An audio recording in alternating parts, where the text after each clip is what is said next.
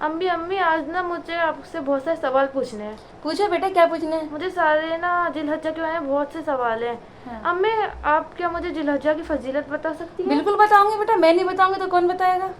अम्मी बताइए। जिलहज्जा का महीना जो है, आप सल्लल्लाहु अलैहि वसल्लम ने इरशाद फरमाया, अल्लाह पाक को जिलहज्जा का महीना बहुत ही महबूब है, बहुत ही प्यारा है, बहुत ही अफजल है। इस महीने में अल्लाह ताला बहुत ज़्यादा हर नेकी का कई गुना सवाब देता है। और आप जो भी अच्छा अमल करेंगे इस महीने में, इस 10 दिन में, तो बहुत आपको सवाब मिलने वाला है। तो और क्या पूछना है, बस पूछो। अम्मी जैसे कि अभी मैं घर का भी कोई भी काम करूँ तो उसका भी सवाब मिलता है? हर चीज़ का, अगर हम अब कुछ भी अच्छा अमल कर रहे हैं, किसी की मदद कर रहे हैं, किसी को सदका दे रहे हैं, किसी भूखे का पेट भर रहे हैं, हर वो अच्छा अमल जो है जिससे फ़ायदा है, किसी को नुकसान नहीं है, तो वो हर चीज़ का आपको अजर कई गुना मिलने वाला है। इस दिन को ना मामूली मत समझना बेटा, हमेशा याद रखना, जब भी जिलहज्जा के महीने के 10 दिन आए तो इसमें ज़्यादा से ज़्यादा आपको नेक अमल करना है, सदका करना है, नमाज़ पढ़ने, नफल नमाज और सुन्नत रोज़ा भी रखे जाते हैं। अच्छा अम्मी और भी कुछ करते हैं जिलहज्जा में? बिल्कुल करते हैं बेटा। जिलहज्जा के जो 9 जिलहज्जा का दिन होता है बेटा, वो दिन का रोज़ा आप रखेंगे, इसे कहते हैं यौम आशूरा का रोज़ा। उस रोज़े की बहुत फजीलत है। उस रोज़े को रखने से आपके पिछले साल और अगले साल के सगीरा गुनाह माफ़ होते हैं। अम्मी सगीरा गुनाह क्या होते हैं? वो गुनाह जो छोटे गुनाह होते हैं, जो हम दिन रात में चलते फिरते गलती से हो जाता है जाने अनजाने में, वो गुनाह हमारे माफ़ कर दिए जाते हैं। और एक ये भी है कि जो 9 जिलहज्जा का दिन होता है, उस दिन जहन्नम से बहुत ज़्यादा लोग आज़ाद किए जाते हैं। अम्मी मैंने ना जिलहज्जा के महीने में तकबीर, तहलील और तहमीद के बारे में ही सुना, ये तीनों क्या है? बिल्कुल बेटा, इस 10 दिन में आप जो तहरीर, तकबीर और तहमीद पढ़ेंगे तो आप बहुत ही ज़्यादा आपको सवाब मिलेगा। ज़्यादा से ज़्यादा, बल्कि ज़्यादा से ज़्यादा अल्लाहु अकबर पढ़ना चाहिए। जो तकबीर है, अल्लाहु अकबर, ला इलाहा इल्लल्लाहु वल्लाहु अकबर वलिल्लाहिल हम्द। और हमें तहलील पढ़ना चाहिए, तहमीद पढ़ना चाहिए, ला इलाहा इल्लल्लाह, ला इलाहा इल्लल्लाह। चलते फिरते उठते बैठते किसी भी वक्त हम इसे पढ़ सकते हैं।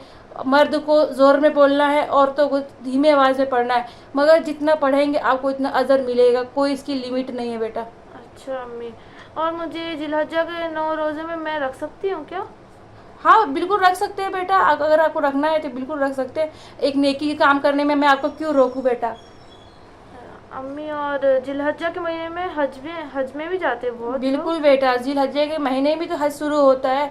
और जिलहज्जे के महीने जो 9 तारीख होती है, उस दिन तो सारे जितने हज पे हाजी जाते हैं, ये उस दिन रोज़ा रखते हैं और बहुत ज़्यादा तकबीर पढ़ते हैं। और जिलहज्जा के अगले दिन 10 तारीख जो होती है, उस दिन कुर्बानी पड़ती है, जो इब्राहिम अलैहिस्सलाम की सुन्नत है।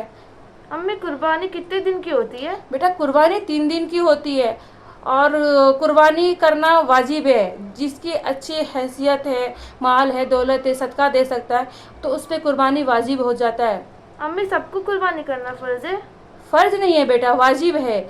मतलब कि आपका अगर माल दौलत अच्छा है, आप अच्छा खा पी रहे हैं, अगर ये थोड़ा भी खा पी रहे हैं, आपके पास पैसा है, आपकी इरादा है, तो आपको कुर्बानी करना चाहिए। आप सल्लल्लाहु अलैहि वसल्लम ने इरशाद फरमाया कि आखिरत के दिन जो कुर्बानी का जो माल होगा ना, बकरा हो, भेड़ा हो, दुम्बा हो, वो आगे आपके लिए खड़ा हो जाएगा अपने बाल खुर के साथ, और आपको आगे ले जाने में जो पुल सिरात है ना, उसको पार करने में आपकी मदद करेगा।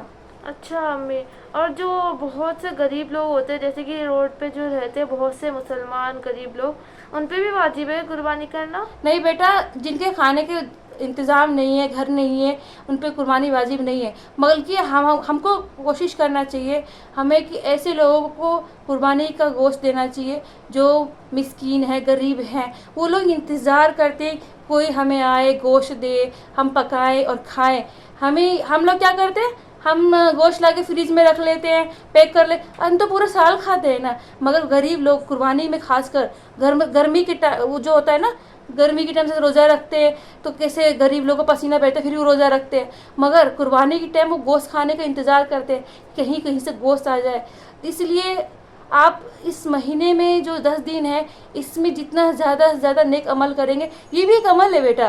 किसी गरीब को गोश्त देना, उसका पेट भरना, اس کی دعا لینا.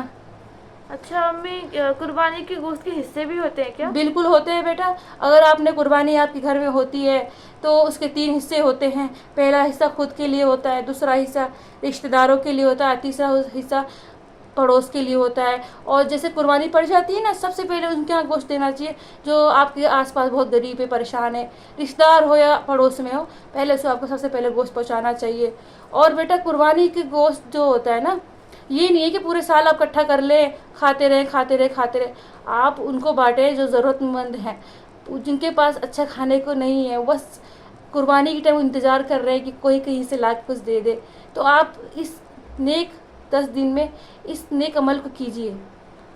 امی اب سے اگلے سال سے میں بھی روزہ رکھوں گی, اور امی جو بھی قربانی کا گوشت ہوگا سب سے پہلے میں ان لوگوں کو بانٹوں گی جو بہت زیادہ غریب ہے, مسکین بیٹا ہے. پتہ ہے یہ جو قربانی کا جو سلسلہ ہے ابراہیم علیہ السلام کے دور سے چلتے آ رہا ہے. ویسے امی ابراہیم علیہ السلام کے دور میں ایسا کیا ہوا تھا جس کی وجہ سے قربانی کا سلسلہ بیٹا اسٹارٹ اللہ ہوا؟ تعالیٰ ہر جتنے نبی آئے, اللہ تعالیٰ نے ہر نبیوں سے آزمائش لی تھی, اور ابراہیم علیہ السلام سے بھی آزمائش تھی کہ ان کے ایک لوتے بیٹے کی آزمائش تھی. ان کو سپنے میں خواب میں آیا کہ آپ اپنے بیٹے کی قربانی دیں, اور وہ نبی تھے, وہ اللہ کی بات کو مانتے تھے, ہر چیز کو مانتے تھے, جو اللہ کہہ دے اس پہ لبیک, اللہ کی ہر بات پہ ہاں بھرنا ہے. نبیوں کو تو یہی تو شان ہے کہ اللہ کی ہر بات کو ماننا ہے. تو اپنے ابراہیم علیہ السلام اپنے اسماعیل علیہ السلام کی قربانی دینے نکلے, اور ان کو قربانی جیسے انہوں نے دی آنکھ میں پٹی باندھ کے, تو وہاں پہ کیا ہوا کہ وہاں پہ فرشتہ آیا, اور وہاں پہ اسماعیل علیہ السلام کی جگہ پہ وہاں پہ ایک دمہ وہاں پہ پڑا ہوا تھا. تو اللہ تعالیٰ کبھی بھی کسی کی جان کی قربانی نہیں جاتا ہے, اللہ تعالیٰ بس بندے کی ارادہ دیکھتا ہے. اگر آپ قربانی کا ارادہ بھی کر لیتے ہیں نا بیٹا, آپ نے قربانی کا مال لایا ہے اور آپ نے قربانی دی بھی نہیں ہے, بس ارادہ کر لیا ہے, تو آپ کی وہ قربانی مانی جائے گی. اسی لیے بیٹا ہمیشہ یاد رکھنا, ارادہ نیک رکھنا, ہمیشہ حوصلہ, ہمیشہ خوش سے دل سے قربانی کا ارادہ رکھنا, کبھی جھجکنا نہیں. قربانی مطلب آپ کے نیت کو دیکھا جاتا ہے کہ اب کتنی آپ کی نیت اچھی ہے, اللہ کے لیے آپ کتنا قربانی دے سکتے ہیں. جیسے کہ امی, جیسے کہ ہم نے قربانی کے لیے گھر پہ بکرا لایا, اور قربانی کے 1 دن پہلے اگر وہ بکرا مر گیا تو کیا وہ ہماری قربانی مانی جائے گی؟ نہیں بیٹا, وہ قربانی نہیں مانی جائے گی, کیونکہ وہ مر گیا ہے. قربانی کا مطلب ہوتا ہے اس کو ذبح کرنا اور دعا پڑھنا, دعا پڑھ کے قربانی دی جاتی ہے. اس کے لیے ہمیں دوسرا مال لانا پڑے گا, اس سے قربانی نہیں مانی جائے گی ہمیں.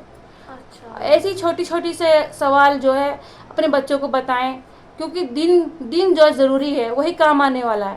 یہ دنیا میں یہ سب وہ سب دنیا اسٹائل فیشن کچھ بھی نہیں ہے. جو کام آنے والا ہے یہ دین کی بات ہے, اللہ رسول کی بات ہے, نبی کی بات ہے. اور یہ جو بچے جو ہے نا, آخرت میں یہی بچے جب ہم کھڑے ہوں گے تو ہم ان کو اچھی چیز نہیں سکھائیں گے نا, تو یہ ہمارے لیے گناہ کے ذریعے بن جائیں گے, عذاب کے ذریعے بن جائیں گے. اور دنیا میں اگر ہم نے ان کو اچھا مال دے کے گئے تو ہم قبر میں رہیں گے نا, تو ان کی ہمارے اچھے جو پرورش ہوگی, ہماری تربیت جو ہوگی, تو ہمارے لیے دعا کریں گے, یہ اچھے عمل کریں گے تو ہمارے قبر کی عذاب کو کم کریں گے. آپ اور ہم اپنے بچوں کو اچھے عمل سکھائیں. اللہ حافظ, پھر ملیں گے نیکسٹ ویڈیو میں. اللہ حافظ.